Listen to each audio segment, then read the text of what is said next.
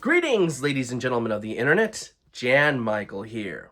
I had a quite of a bad streak this last Oscar season with what I thought was going to be a true Oscar contender and what I thought was going to end up falling by the wayside. Hamnet was one of those films that I just didn't fully believe in, mostly just because I'm not a huge fan of Chloé Zhao's previous works. Yes, Nomadland did go on to win Best Picture at the Oscars a few years ago, but I still think that is one of the weakest wins of recent years. Like, how many people are really talking about that film anymore? Even the ones that absolutely loved it at the time, are they going back and remembering the film and watching it time and time again? I personally don't think so. And then with her follow-up film, Eternals, it was the first time a Marvel film got overwhelmingly negative reviews. And while I don't think that film is, tragically bad or anything like that, it was just another dull film in the same vein of Nomadland. So I just wasn't a huge fan of her work. So yes, when I heard about Hamnet, I wasn't the most excited for it. Then the reviews came out, and holy shit, I started thinking to myself, man, maybe this is the one that's finally gonna do it. And I started to get super excited to watch it. And while the reviews have tempered somewhat, I still maintain positivity towards it and looked forward to finally watching it. Now that I have, is Hamnet finally that film that makes me think that Chloé Zhao is a worthwhile director that definitely deserves a nomination and potential win? Or is this another instance of me being greatly underwhelmed and bored by her work? Let's dive on in to find out.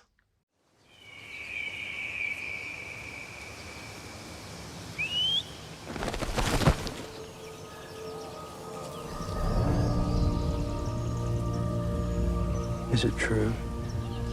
You know everything about a person by touching them here? Not everything.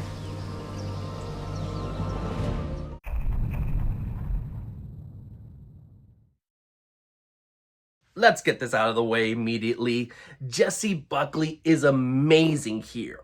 She plays the role of Agnes Shakespeare, the wife of William Shakespeare. But really, it's more accurate to say that she plays a mother here, because this is where the centralized focus of her character comes in, her as a mother. And I love that. I love a film where you are following the William Shakespeare, that the other characters aren't defined by that. Like, this isn't the wife of William Shakespeare, the children of William Shakespeare, the friends of William Shakespeare. They're each their own characters, and you start to recognize them as so. And yeah, I think that is brilliant. I love that it does that when it could have so easily just been the characters rather than what they truly are. Speaking a little bit more closely about Jessie's performance, I have heard some say that her acting here is a little too heavy-handed or forced, especially during the two scenes of the movie, which I'm not going to spoil here. I can kind of see where they're coming from, as I was never ultimately emotionally impacted by what was happening due to how it was delivered. But as she's not the only one in those scenes, there's also other people giving damn good performances. It helps elevate her because of the reactions of everyone else as well. This is especially true in the finale. It's not just her reacting to what's happening, it's an entire audience, and it helps push her past what would have been an awkward performance if it was just her by herself. It's also worth noting that me not being emotionally impacted by the scenes doesn't mean others won't or haven't been. They are very powerful moments in the movie, and if they didn't touch me personally, that doesn't mean others won't feel it. And Jessie is a huge reason for why you may have been impacted or will be impacted once you do see it.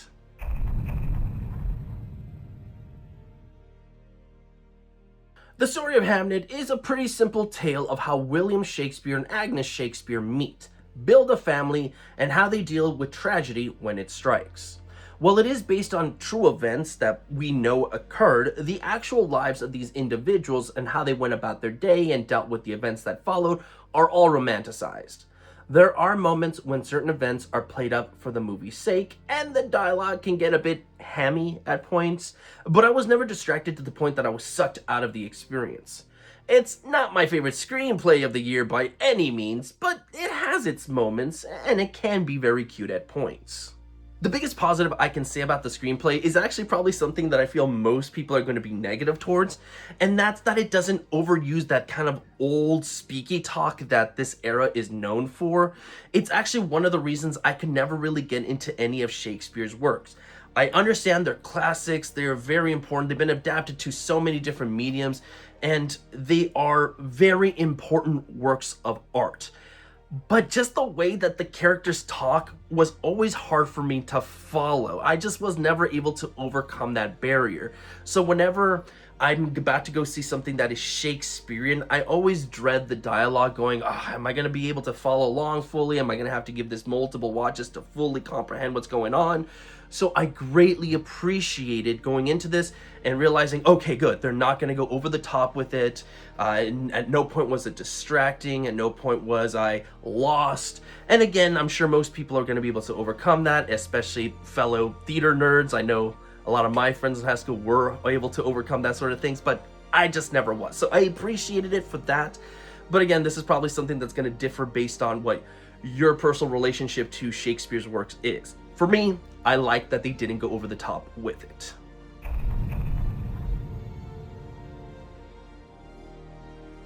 If I'm being honest, I'm curious to know how Hamnet got into the casting nomination for the Oscars.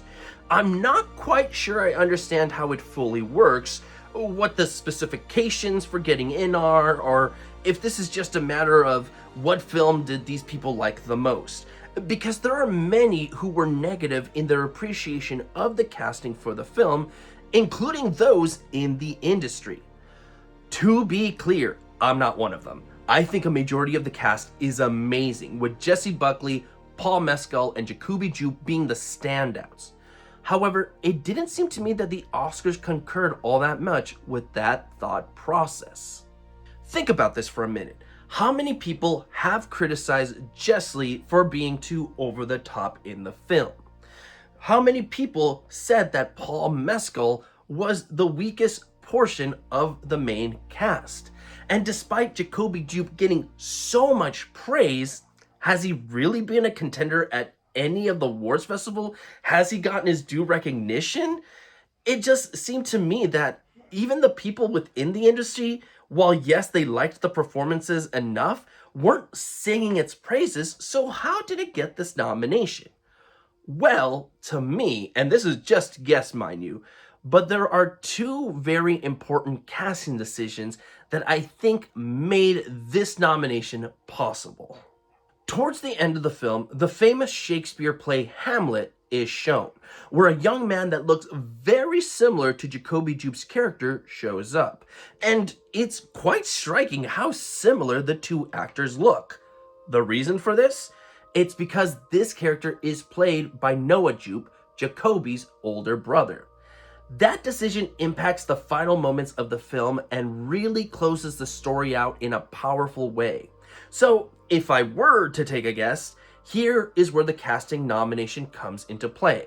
And if that's the case, good on them for taking this into consideration. And of course, it also helps that Jessie is fantastic and most likely is going to go on to win the Oscar. So, while I'm still curious to know what the full train of thought to the nomination is, I ultimately think that these two casting decisions are what ultimately helped it get the nomination and be a standout amongst all the other possible choices.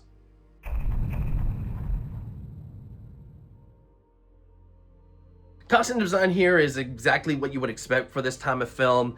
They're very practical costumes that definitely fit the time era that the film takes place in.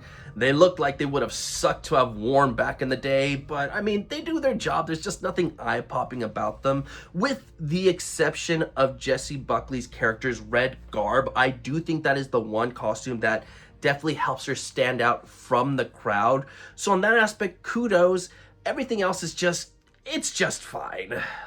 Maglosia Ternatska is the one responsible for the costume designs here, and she's had quite a career thus far, having worked on some very big projects. She also did the costumes for Train Dreams, which also have the same muted colors that Hamnet does. You can tell that she goes more for realism than anything else, which is appreciated. Unfortunately, that also means that she doesn't really make appearances at the Oscars, this actually being her first ever nomination. To be clear, it's not bad. It's just not that memorable in the grand scheme of things. If you know me, I like costumes to be over the top. Damned it to be real. I just want it to look cool. That's just me personally. But if you do want more realism, which obviously you do need that as well, I think you can appreciate the costumes here. Just again, there's nothing that's truly going to mesmerize you or make you awestruck by them.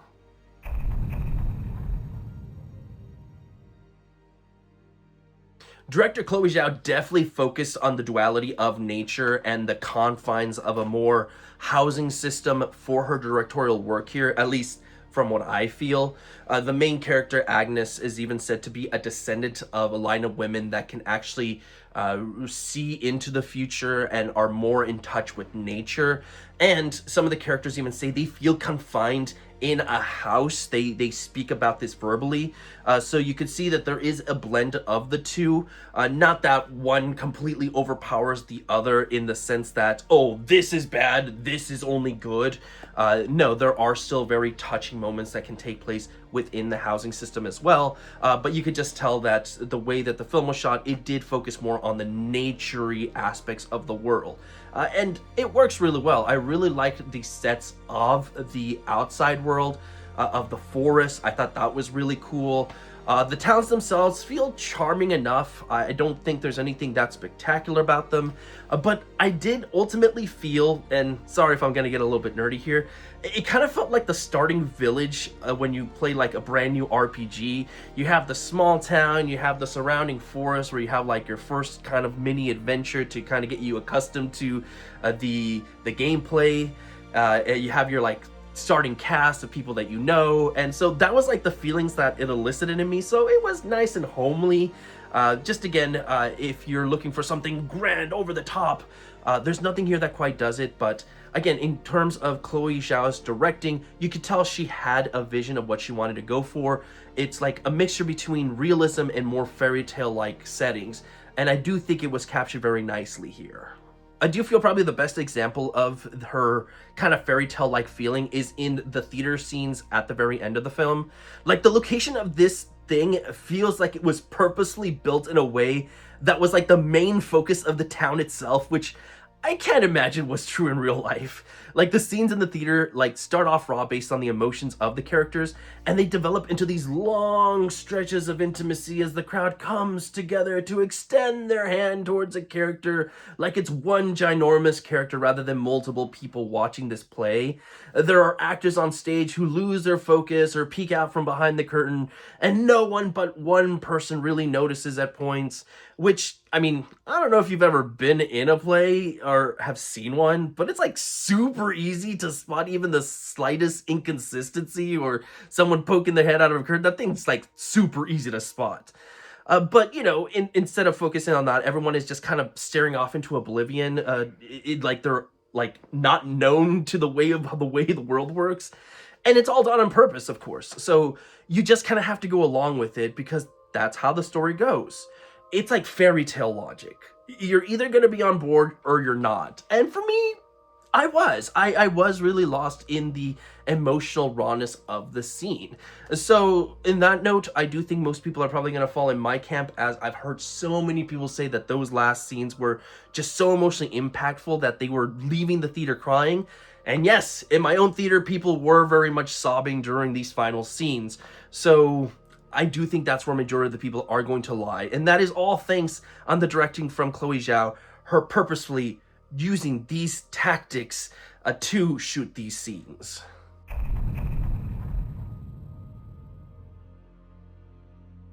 From what I understand, the score here is a little bit of a controversy due to how the final scenes of the movie use a track that has existed for quite a long time now. Some people thought that it shouldn't be in consideration because of that.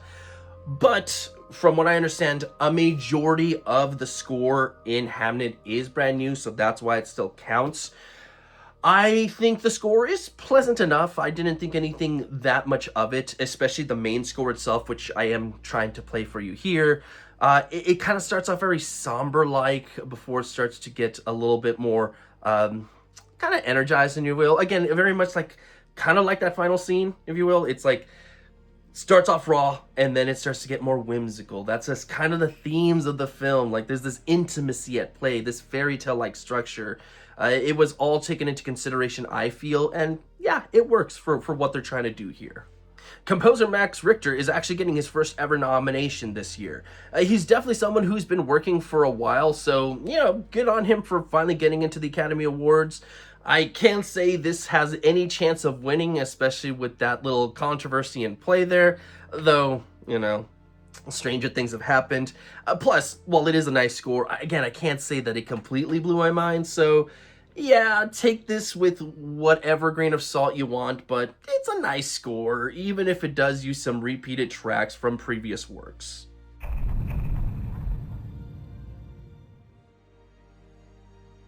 Production design for Hamnet it's fine. It's just fine. I've already touched on this previously with Chloé Zhao's directing, so I don't want it to seem like I'm coming across as negative, but I just don't think it's all that memorable. That's not to say there's like no good things about it. Like, again, it's very homely. It's very like early RPG type setting where, you know, the town is really nice, the forest is really nice, and again, that the play building at the very end, that is a real building that they decided to rebuild from the ground up for the film. I feel like they could have just used the original location, but the way they wanted to tell the story, they wanted the town to look like this was the central focus of it, and for that they had to kind of rebuild it to look that way. So there is good work here. I just, again, in the grand scheme of things, this just fits the purpose of the film and nothing more. At no point was I going, oh my god, this is a magical world that I totally want to explore and live in. Which, if you know me, I've said before, when you want to explore the world, when you want to really dive deep, you don't even need to follow the main story, you just want to explore it yourself. That's a sign of a great world building, great production design, things like that. And Hamnet just really doesn't do that for me. But again, this might be more of a personal reaction than anything. If you felt that, great. I just personally didn't.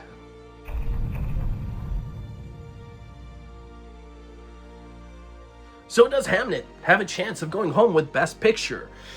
Unfortunately not. This is a movie that seems to be sitting very comfortably at the number 3 spot, which I know sounds good in kind of hindsight. However, really think about how higher up the number 1 and number 2 spot are. Like, if this is number 1, this is number 2, Hamlet, which is number 3, is like kind of down here. And that's not bad because then everything else is like even further below, but it's still too big of a distance for it to really be considered a contender to win. Now, would that mean that this would be a disaster if it did pull off an upset and go home with Best Picture? To me, it wouldn't. This is definitely a much better win than Nomadland. I can actually see myself going back and enjoying Hamnet. I would like to show it to other people to see their reaction, especially to the scenes. So, yeah, in that sense, much more superior to Nomadland. I don't ever care about wanting to see Nomadland again. I don't want to experience it with anyone. I don't want to show it to other people. This one I do. So that's the big difference here. But taking all that out of context, this is finally the film that I do start to appreciate Chloé Zhao a bit more. I don't know if this is a continued trend that's going to continue now with me and her, where I am now very much looking forward to her works. Maybe this is a matter of this is just the one. Maybe she'll go back to other films being dull and boring. I can see certain people thinking this one's dull and boring, but this is a dull and boring that I definitely appreciate it a lot more than previous work. So whatever that means to you, it's a complicated relationship with me, but ultimately this is a solid film, one that I can easily recommend. And yeah, it wouldn't be a total disaster if this one went on to win. I just prefer other films over this one. A true Shakespearean effort, I give Hamnet a score of 4 out of 5, with a recommendation to see it. I'm not sure how many are going to want to experience the heartache over and over again, which is why I am stopping short of saying go out and buy it. But it most definitely needs a single watch at the very least. Bring your tissues and see if this one gets you tearing up or not.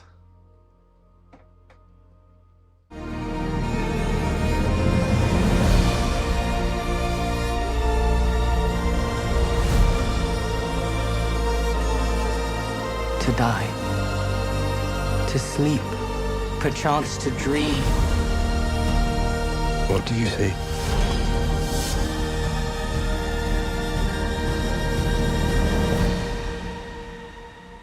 Bye.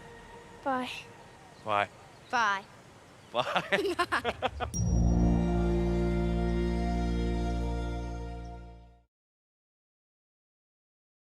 That's 4 films down, 6 more left. We're almost at the halfway mark.